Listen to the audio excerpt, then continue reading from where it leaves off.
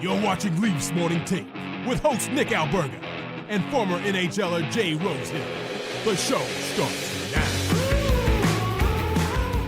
Another edition of Leafs Morning Take. I'm Zack Phillips stepping in for Nick Alberga here while Nick is away getting his last tan in before the season starts, alongside Jay Rosehill and the best producer in the game, producer Vic, back there behind the scenes. Rosie, how you feeling? 8 days away from the season opener in Montreal, October 9th. Getting pumped up or what? That is wild, man. We have been counting down for some time, and it's literally it is right here. So yeah, those boys are up north doing some team bonding. I hope they bond it up real hard, get some chemistry going, and yeah, we'll be going for real here before we know. I am excited. It feels good to talk about actual hockey and not just hypotheticals anymore. Like, I got to do the Leafs Nation After Dark on Saturday night following the game against the Habs there in Montreal, and to actually go on and break down things that did happen and not things that we're anticipating to happen. That was a good feeling for myself there. So I'm happy about it. I'm happy to be listening to you guys on the morning show Monday through Friday, 11 a.m. starting back every single day next week. That's pretty exciting. I'll be filling in here for Nick today and Friday as well. But Rosie, I do want to touch on a little bit here before we get into what happened on the weekend and what we're going to be looking at for the upcoming season. What is it like with these Muskoka trips, these times away, getting to go bond with the boys? Like, how impactful is that? And maybe could you share a little bit of insight about what goes on in those weeks? Yeah, they're great. I mean, it's just like anything else. Like, say you start a new company, that first day you walk into the office, kind of, it's a little bit, you don't really know anyone. You don't have those relationships. You don't have that history or experience with the people. And, the quicker you can get to that comfortability level and have, a level of camaraderie with your teammates, the better. So now's a good time. The roster's starting to take shape. You kind of know who's probably going to be there. There are some new faces. No better way than to get them out onto a golf course, get them all around a table, get them sleeping in, the same lodge type of thing, and have some laughs and figure out who you gel with and just get that comfortability factor with the team. I think it's huge. We went up to Muskokas. We went to Lake Placid, New York. We went up to Trenton, Ontario. We did different things. And, I remember starting off playing poker, and it went kind of deep into the night. Me and Phil Kessel ended up heads up, and he took me down, and that's where I was like sharing a room with Shanner, and we were having some pillow talk deep into the night, talking about this, that, the league, the team, what his first year was like, what I'm excited for, like whether we're going to play here or I am, or just back and forth. And you get that relationship, that foundation. So it is huge. You're not getting buckled every night. It's a professional thing to the point where, hey, we're playing with real bullets here in a week here. So we're keeping it on the rails, but definitely just getting used to each other and getting to know your teammates is huge. And it goes the same way for the staff and for the coaching staff and the trainers and everybody.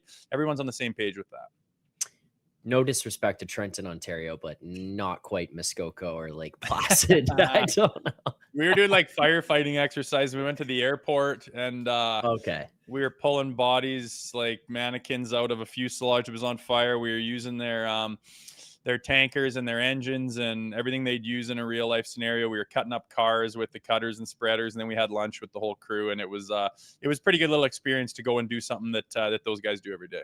Yeah, okay, no, but that's pretty cool. That's cool. If I was gonna say, if you guys are just hanging out there having drinks, that's probably a dangerous place to be getting after it for a group of NHLers up there. But nonetheless, wasn't a hot spot. It wasn't the hot spot of Muskoka, I'll tell you.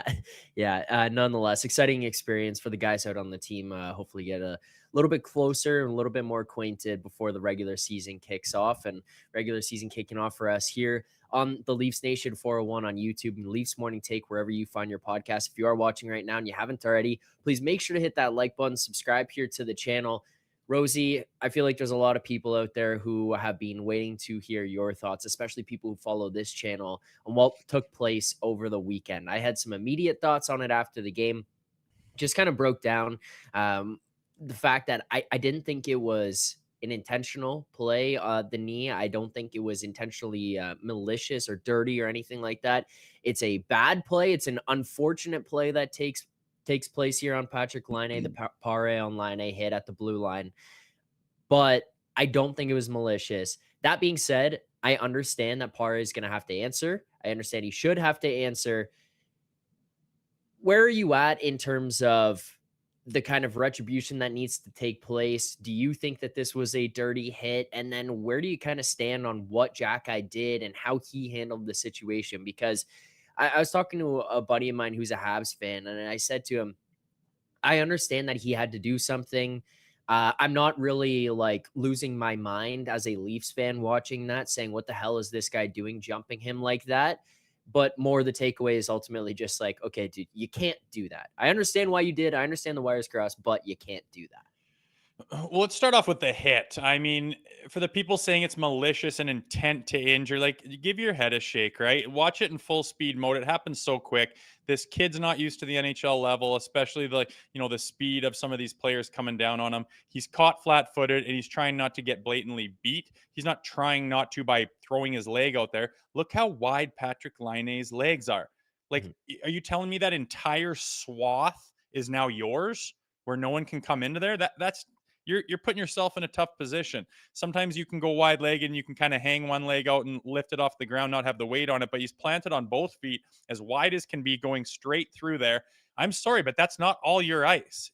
You're putting yourself out there for injury, having your legs way wider than your shoulders with the weight on them too. I mean, look at one thing comes into contact with that knee and it completely flamingos, hyperextends his knee and does Lord knows how much damage.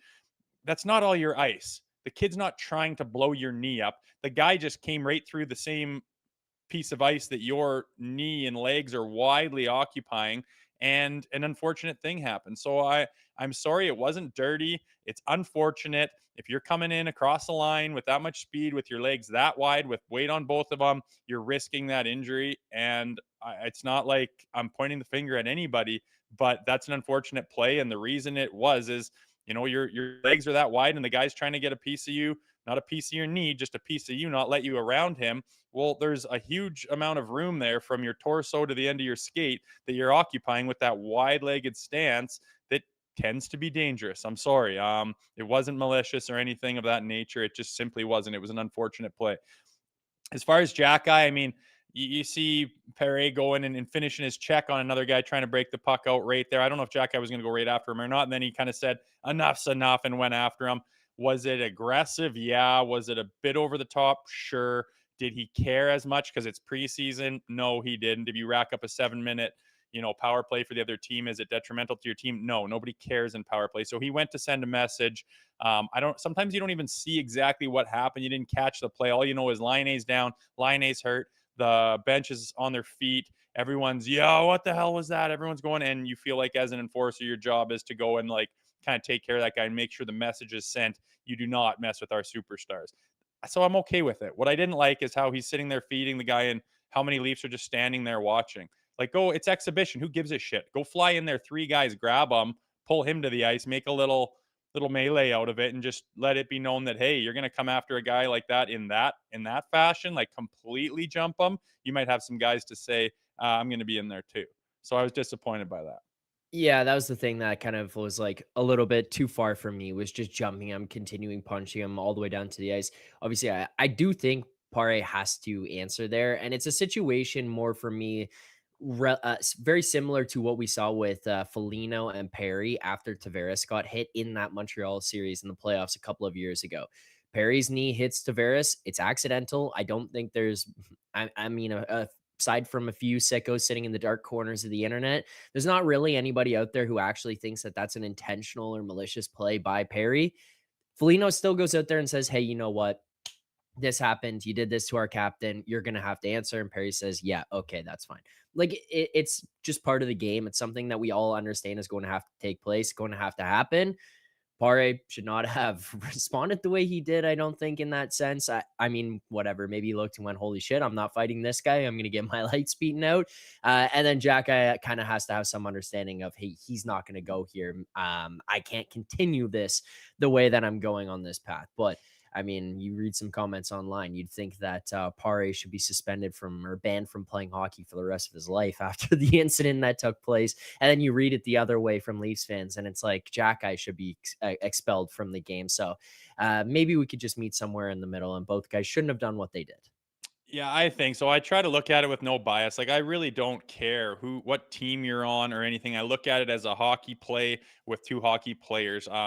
If it's I happen to be pro Maple Leafs, obviously, but I'm not trying to look at it that way with, rose-colored glasses on for the blue and white and everyone else is the bad guy. I just genuinely those neon knees, anytime a guy gets his knee hit in the speed of the NHL, people go nuts and say he tried to do that. Like, especially when you're coming in real wide legged and like, are you ineligible to be? How do you not? You're not allowed to take up any. That's all your space now when you come in that wide legged across the blue line in the NHL. It's not. And if you're going to go that wide legged and come flying in, your knees are hanging outside of the realm that they normally are, and they're susceptible to contact. That's just how it is. I don't care if you're on the Montreal Canadiens or the Toronto Maple Leafs.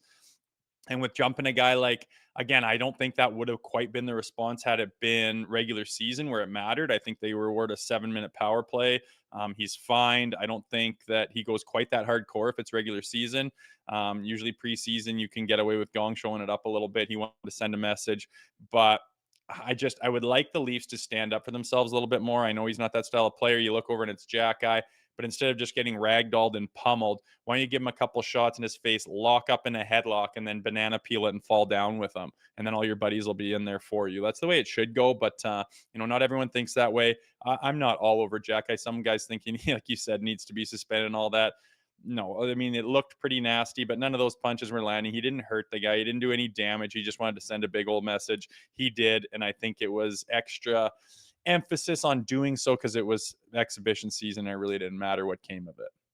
Also, just final thing for myself. I saw a lot of people talking about, what if an AHL player did that to one of our superstars and went out there and did that to one of our four guys, like these core guys, and how would people respond then?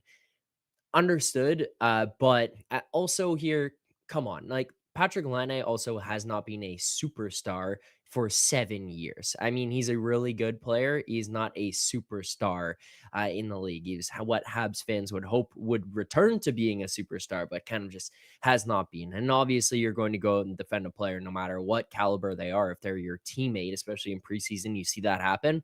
But superstar, maybe let's dial back on how we're describing it. And whether he's a superstar or not, or a first ballot Hall of Famer or a bubble AHL player, it shouldn't matter. Your outrage on a play and your willingness to call it malicious shouldn't be determined by the skill level of the player who gets hit. It's the play is the play.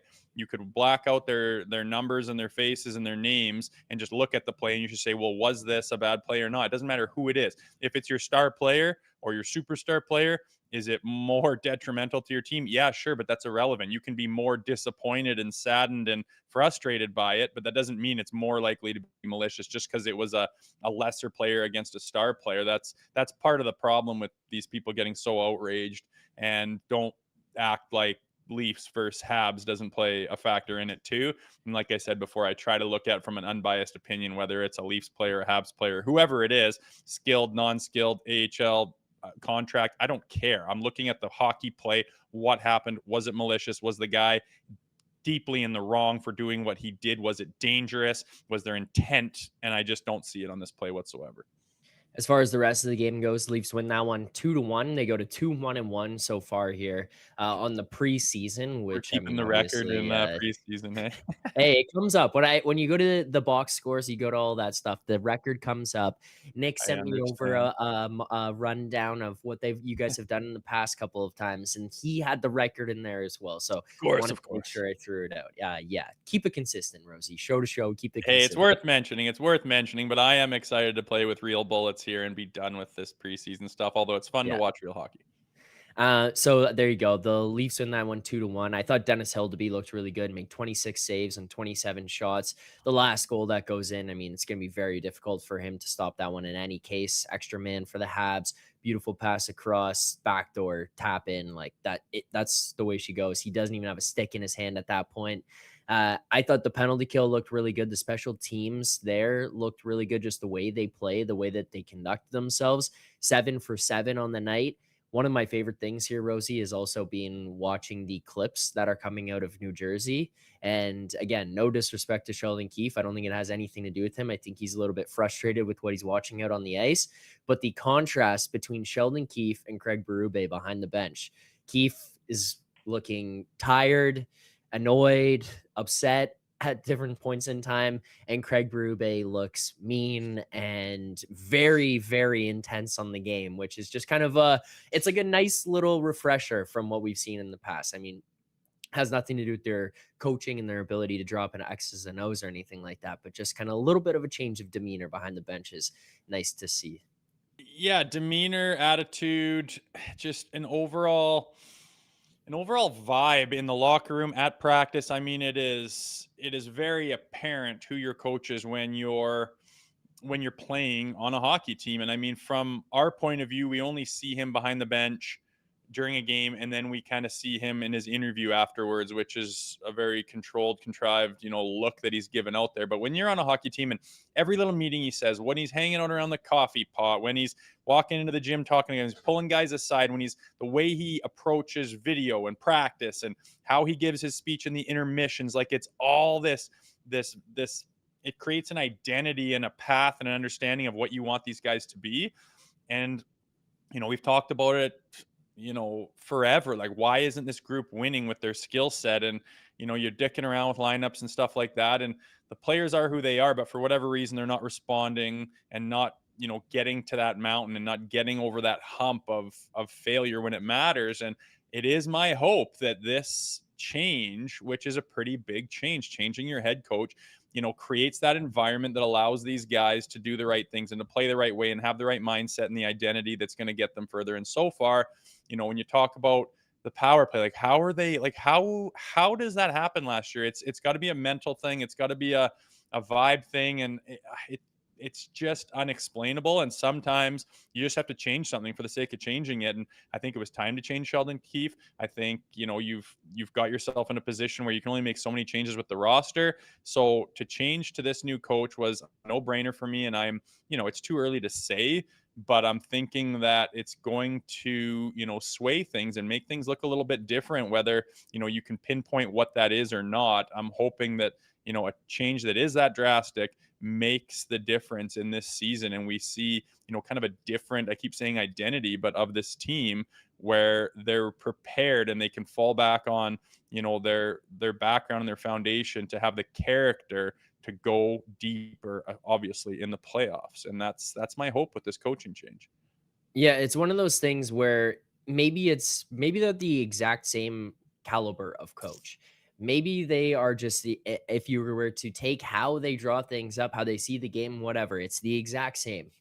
But the message and the way the message is delivered is different. Maybe that's just enough. Like, it's just the way that the guy says the game plan now, or the way the guy says things behind the bench changes the attitudes, the mentality of the players, or changes kind of the emotions, how things are handled in there. They could be the exact same. There could be no real difference from that standpoint, but just the way that the message is delivered and comes across could start to change things. And it's not necessarily better or worse. It's just Right. what fits this group. And, Exactly. every team in the NHL is trying desperately to find a formula of players on a roster, of line mates, of D pairings, of coaching staff to try to get the mixture right and just catch lightning in a bottle where everyone gets it. Everything clicks together. There's that unspoken, unknown, you can't put it on paper type of jam that some teams hit, and everyone's looking for it and no one knows what it is, but you're constantly trying to get that formula correct, to get that synergy that works. And some teams just hit it. You could have Scotty Bowman coaching a certain team and it doesn't necessarily work. Then you could bring up an AHL coach and boom, there it is. Like, they're responding, like it just happened to work. It doesn't mean one's good or one's bad or one's better or worse. You're just looking for that formula that works. There's a lot to be said for chemistry, and you can't always quantify it or put it down on paper, but it's a very real thing. And every team at this point in the season is looking to catch it. Yeah, I mean, look at Edmonton last year, right? Jay Woodcroft's there. You think he's the reason that they had that terrible start to the Oilers season? I'm going to No. say probably not. I don't think it's going to help very much if they're kind of tuning him out or whatever it is at that point. But he's definitely not the reason that that's going on. He came in a year or two before that and all of a sudden caught lightning in a bottle and the team is doing real well. You think it just drops off like that? They bring in a new guy. It's a little bit of a wake up call to the guys in the locker room. There's kind of that little jab. You cost someone their job. You didn't perform, you didn't meet expectations. That's the guy who took the fall for you. Are you going to wake up now? There's a little bit of a poke there to kind of get some guys going as well. Yeah, for sure. I remember, Brian Burke coming into the locker room and giving us a pretty strong worded speech when Ron Wilson got fired and they brought in Randy Carlisle. And it, by all accounts from the management, it wasn't that Ron Wilson is a bad coach. It's just that we've been underperforming under him, and the only changes they have the ability to make is to make that change and change the coach and hopefully, change the mindset, get a reset, get something going on with chemistry. And it was ripping us a new one for sure, saying your guys' performance on the ice has cost this man his job and his livelihood, and I hope that doesn't sit well with you. And it was kind of that message of this is what we have to do just to change things up. And make no mistake, not everyone knows how to make a team click, and everyone's trying to do it. If it were easy, everyone would be able to do it all the time, but you're looking for that magic formula, man. The Leafs are no exception. All right, well, let's get to another storyline out of the game on Saturday night. It's one that I see the chat is already on here. It's something that I've seen all over Twitter, social media, and I was getting a lot of heat for after the post game on Saturday night for some of my thoughts. But Nick Robertson, 3 goals through 3 games played here so far in the preseason. He scored 2 goals on Saturday night, the only 2 goals for the Leafs in that game to help them win 2-1. He was also the man behind the play that sent William Nylander out for the remainder of the game, a little poke in the pants, which ultimately I don't actually think was that bad. It was just kind of poor timing. But Rosie, I don't know. We're watching this lineup shake out. It feels like Lorentz is going to be here and get his contract. Feels like Pacioretty's going to be here and get the contract. You're starting to watch. There goes a spot. There goes a spot. There goes a spot. Where are these guys going to fit in? Nick Robertson was a guy who, let's also remind people, asked for a trade himself. He's the one who asked out. It's not like the team was actively looking for this. Comes into camp, ends up having to sign the contract just so he can get out on the ice because there was no trades available for him to move elsewhere. He's having a pretty decent preseason here so far. Is this change your opinion of him at all? Are you still looking to maybe trade him? Do you think he can slot himself into this lineup? Like, where do you stand on Nick Robertson and how he fits into this roster ahead of game one? Well, I'm open to change, right? I mean, I just don't think that his play has allowed him to be a full-time top six member of the Toronto Maple Leafs up to this point. Things change quick, especially with that experience level and at that age. You can have a summer of super mental focus, get your body completely ready, be in the best shape of your life, and have a chip on your shoulder and just be hyper focused. Say, I'm going to go out there and I am going to go bananas out there, and you can completely change everyone's opinion of you. I'm not saying that's what he's doing, but as of right now, I just don't see enough from, the Mintons and the Cowens and those really young guys to earn a roster spot. The money's good on what, he costs. They still have to get under the cap, which is going to take some interesting maneuvering. But I mean, say you slot him in there, with the Tavares and Pacioretty, and then him, you can give, that bit of speed. And he's been playing hungry. He's been playing mean. He's been working his absolute bag off. So those are the things that you want out of the guy. So if he's putting in the effort and he's bringing the intensity and showing Craig Berube that he can play the style that Craig wants, he's scoring the goals. Well, then what are you saying to him? No, we have a preconceived notion of you, and you're not going to play on this roster no matter what you do. I don't think that's fair. I'm a believer in, you can come and make this team. You can wow us. You can force our hand. We could have had you penciled somewhere else or looking at trade bait, whatever, but you come and wow us and give us exactly what you want. What message are you sending if you say, nah, we're still not taking you? I don't agree with that. I think he can play his way onto that team. And I think that he's making a pretty good case for it right now. And I think there's a good chance he's going to be on the opening night roster. I just think it's an interesting situation with him because Yeah, he's doing well now and he's scoring. But like Rosie, what happens every single time this guy gets sent down to the minors and he comes up for a game or two? Comes out and he scores goals, and everyone's like, this is why you need to have the guy in the lineup. And then he stays for a couple extra games beyond that, and it tails off. And now, obviously, I'm talking about the past. This is something that's happened in the past, but it's the same concern I have for the team as a whole. Or, I mean, I'm not going to dig into it here today, but for Marner each and every season, everyone says, oh, look at that guy. He went trading with Crosby and McKinnon in the summer. That's great. What is he going to do? 140 points in the regular season? What's going to happen in the playoffs? Nick Robertson, that's great. He comes up and he does really well for a couple of games. What's going to happen in games 4, 5, 10, 11? Is this going to stay? Is this going to sustain? And same thing with this Leafs team. We know they're a great team in 82 games. What the hell happens in the playoffs? There's becomes like a lack of excitement because there's always that one part that you're waiting for. Is it going to be different? He's one of those guys. I'm just kind of sitting here right now wondering, is it going to be different? So yes, he can score. I think for me, the issue I have with him is what else does he bring to the game? Because if he's not scoring, it's not been much so far throughout to this point of his career. He's not really brought or added any other elements that this team doesn't have. It feels like he's kind of just become a duplicate player of a lot of what else they have. And that's not really the kind of guy that you're looking for into the bottom six here, I don't think. So that's where I've started to kind of have some of those issues. I would rather have a McMahon or a Knies fit into the top six just from a different look in there. You're going to have scorers and skill players with Nylander, Tavares, Matthews, Marner. Throw someone who's a little bit more physical and can go win you battles. You've got Domi up into there. I just think he fits behind them. And I don't know, unless he can show us over an extended period of time, that his game has changed enough to be an impactful player into the bottom six. And so that's where I kind of pissed some people off on the weekend. They said, hey, maybe this is an opportunity to sell high on the guy where you're just looking at him looking good. Where can we go with it now? He wanted to leave anyways, Rosie. Yeah, hey, I'm not saying that I've got him on my roster guaranteed. I understand the trepidation of, we've seen this movie before where you come in, it is still preseason. It's easy for some guys to stand out in preseason. I could understand, the worry of him being on the opening night roster, scoring a couple goals early and then going on a 10-game cold streak. I mean, that's not what we're looking out of a top six player. I wouldn't be hands in the air upset if they put some kind of a deal together where he was packaged up in a deal. He got sent away, helps us get under the cap. Away we go. Everyone's going to have the worry about him going and dominating somewhere and having a flourishing career and coming back to haunt us. That's what happens with Toronto Maple Leafs former prospects all the time. We're used to it. All of those things are possible, but at the moment, he's doing what you ask of him. That's all I can really say. You can have your hypotheticals and you can have your things in the past.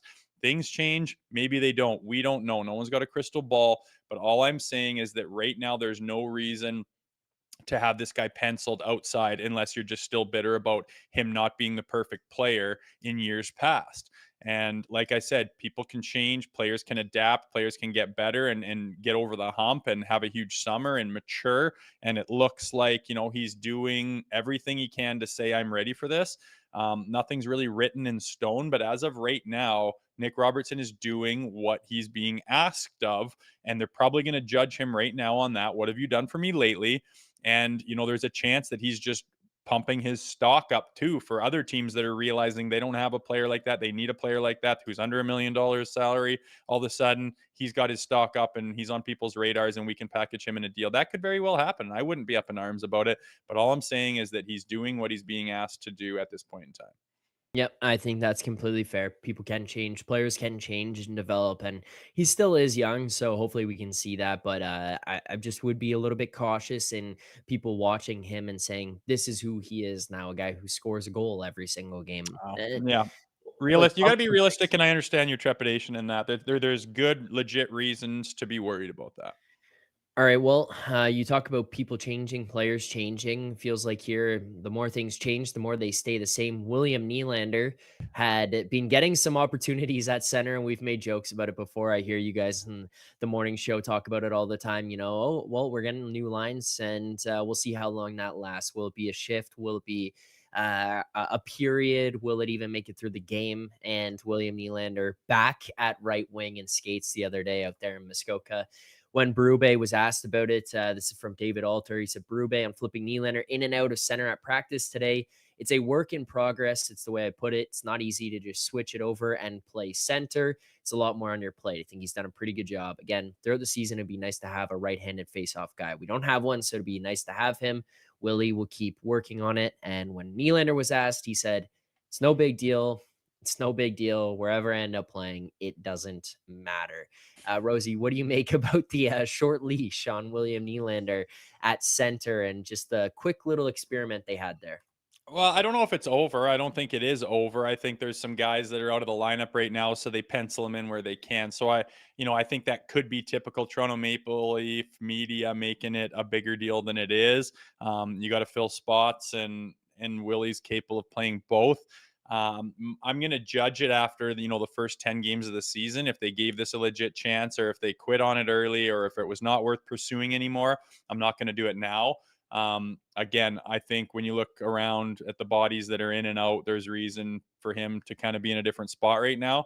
But when they're going for real, the regular season, I'd like them to either, shit or get off the pot. Is he going to play center? Or is he not? And you got to give him a real honest 10 games through good, for better or worse. Let this guy figure out if he can play that or not. Like we said before, he's got an 8-year contract now.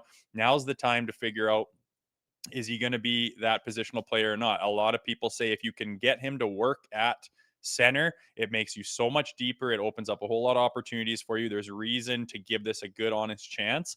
So I would like to see them give it an honest chance, but it's a different position. It's tough. I'm coaching U13 hockey right now. We're trying to figure out who can play center, and it's different. You have a lot more responsibilities. It's much harder work. You're in the D zone. You got to have a defensive awareness. You got to help out the D and support them in many ways. You got to support both of your wingers out there. Third man high, or get caught down low, or back check. There's so many different things that a centerman has to worry about that a winger can kind of just like not really pay attention to as much. It's a much more compartmentalized position. So I don't know genuinely if Willie wants to play, or if he doesn't, he wouldn't really show his hand. He's always so nonchalant and so, flip the hair back and whatever, dude, I'll do either or. He doesn't really, he's so laid back. And I really like that about Willie, but I'd like to judge it after the first 10 games of the season, if they've given it an honest shot or not. And if I think that's going to work for Willie and the Maple Leafs. Yeah, I'm not looking into this too much myself. I just thought it was interesting that these quotes are coming out, and we saw him for a couple of games, or like a week basically of practices, and then he's back over to the right wing and skates today. It's like, yeah, there you go. That's kind of what we'd expected and what we've seen here in the past couple of seasons. But I agree with you. I think it's you're trying things out. Maybe there's also going to be spots of his game that just aren't suited to center, like you're talking about here, Rosie. Like some of his responsibilities and what he wants to take control of, and how he wants to play the game, maybe how he wants to break out of the zone, are just not going to be suited to him at center. Maybe there's other things like that. So, I mean, you keep trying, give him other looks. I don't really have an issue with it. And I feel like this is just kind of one of those things where if he can figure it out and can do it, it's nice to have, but it's not really a necessity right now. So I don't think people should be panicking that it's not working out for him, or that they've decided to move away from this at this point. Like, I don't think we're in that stage. For those of you who are watching right now, if you haven't already, make sure to subscribe here to the channel, like the stream. We are in our final week of 2 shows per week. We got today. We'll be back on Friday after the game on Thursday night against Detroit. And then we will be back full-time Monday through Friday next week at 11 a.m. Rosie, final thing here before we get to our final segment. I don't know if you saw this, but Elliot Friedman provided an update on Matthew Knies and the future with a potential extension here in Toronto. He said, I'm wondering if they're going to sign him. Knies on the precipice. I never know how to say that word. I'll just say precipice of being a really long-term important piece of the Maple Leafs. There have been some rumors of them having conversations about it. With cornerstone young players, the price never goes down. Seeing him with an A on Saturday, they clearly think very, very highly of him. This is a deal for me you need to get done. This was brought up to me by producer Vic as well, so I'll give him the credit for it, but I agree with him 100%. This is also one of those ones you got to get done as soon as possible, I think, because as producer Vic had mentioned to me, you know what happened in the year before they had signed Marner and he got to be a restricted free agent? They let him play the entire season with John Tavares. He scored 90 points and everyone looked around and went, we need this guy. We can't let him go. Like, sign him to whatever. Get it done. Sign him to whatever.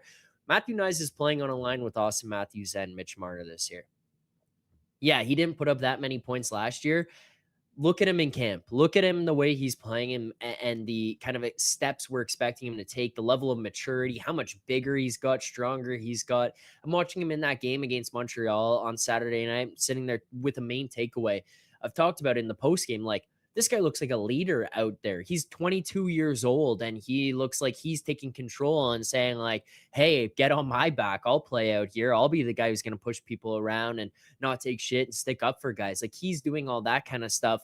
This is going to be an important piece here on the team. And, oh, by the way, he's a guy who's going to fit in here in a very, very different capacity than the core four that we have right now. He's not this blow you away skill player who's ending up on TSN highlights every single morning, but he's a guy who's going to do the right things, the little things, and he's going to really complement some of those lines with the top guys to just do pieces of the game, parts of the game that maybe not necessarily they're not willing to do, but maybe they're just not as good at. He's going to be that guy. And for a 22-year-old kid, this is a must sign for me. If you're sitting in that front office for Toronto right now, you got to get this deal done for Matthew Knies. Yeah, I don't think his stock's got anywhere to go but up. And if you look at the trajectory that he's on, I think he's a high stock, high quality player who's only getting better. His maturity level's getting higher. His confidence is getting higher. You can see it out there. And he's got all those intangibles, right? He can work his bag off. He's big. He's strong. He's skilled. He can play with Austin Matthews. He's got leadership abilities. You just notice him out here. And I think he's going to be part of the Maple Leafs organization for a long, long time. I think he's going to be a huge piece of them winning one day at some point, Lord willing. But you need to get it done quicker than later because his stock's only going up. And you, in the salary cap area, you got to get guys quick. You got to get guys and project what they're going to be and try to get them early so that at some point in time, they're playing above their pay grade. It's hard to get that done.